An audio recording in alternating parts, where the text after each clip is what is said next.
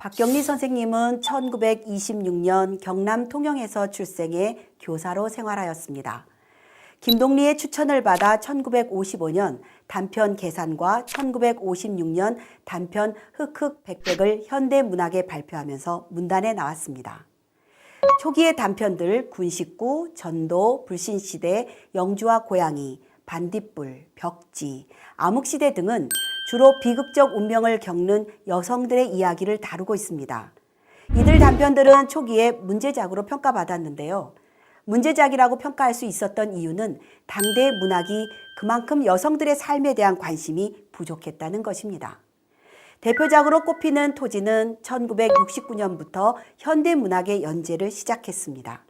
구한 말에서 일제 말기에 이르는 가정사와 민족사에 얽힌 이야기를 다루고 있는데요. 이 역시 여성의 삶에 대한 주제가 반복됩니다. 토지에서는 윤씨 부인, 별당아 씨, 서희, 그리고 그 가족들이 세대에 이르기까지 4대에 걸친 여성을 통해서 대중의 한과 삶을 새롭게 부각시키고 있습니다. 한편으로는 역사소설이지만 다른 한편으로는 중심 인물인 여성들의 운명적인 비극을 그리고 있다는 여성소설이라고 할 수 있습니다. 장편 시장과 전장, 파시의 주요 인물도 여성인데요. 특히 파시는 한국전쟁 직후 부산과 통영을 무대로 살아가는 전쟁 미망인들의 다양한 모습을 묘사했습니다. 박경리의 작품은 사적 경험에서 비록된 것이라는 평가도 있습니다. 한국전쟁 당시 서대문 형무소에 수감된 남편이 죽었습니다. 납북됐다는 주장도 전해집니다. 연이어 작가는 어린 아들까지 잃게 됩니다. 딸을 키우며 억척스럽지 않으면 극복하기 어려운 삶을 살게 되는 것이죠. 1963년 단편을 모아 펴낸 소설집 불신시대의 후기에서 암흑시대가 불신시대를 잇는 작품임을 암시했습니다. 두 작품은 여주인공의 경제적 어려움이나 아들의 죽음이라는 체험과 심적 변화 등의 면에서 참 비슷합니다. 작가로서 자리를 잡은 뒤에도 사이 김지아가 투옥되는 등 그녀의 비극적인 운명은 반복됩니다.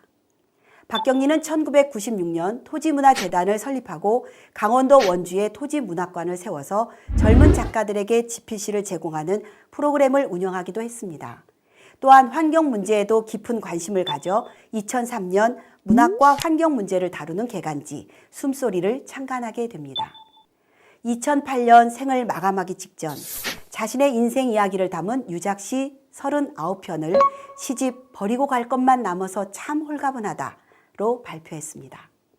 김약국의 딸들은 1962년에 발표된 장편으로서 경남 통영의 바닷가를 배경으로 한 집안의 몰락이 지닌 비극성을 사실적으로 조명한 역작입니다. 김약국의 어머니가 비상을 먹고 자살하는 대목에서 비롯되는 비극의 씨앗은 결국 김약국의 딸들이 하나하나 몰락하면서 막을 내리게 되죠. 작품 전체가 논리적 인과율에서는 이해가 안 되는 운명의 힘에 의해 지배당하고 있기는 합니다. 그러나 이 작품은 그것에 의해서 오히려 살아나고 있습니다.